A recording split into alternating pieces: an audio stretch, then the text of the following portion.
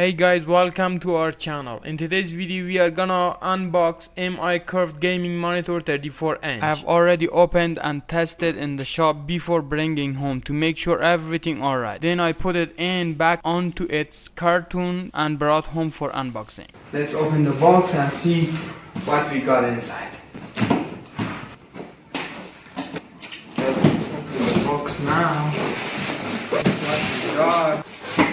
Got this, and also we got a display cable, some screws, a guide, it's a magnetic.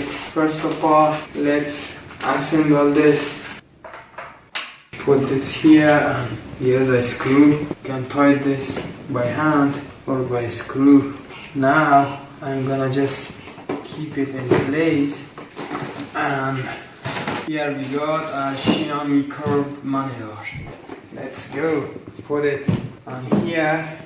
Let's bring it down. Then you can pick this up. Put the power cable on here. Yes, this is it. Let's also put this on its place. Yeah, that's it. Thanks for watching. Please don't forget to like and subscribe for more videos like this. And put your thoughts on the comment section down below. See you on the next video.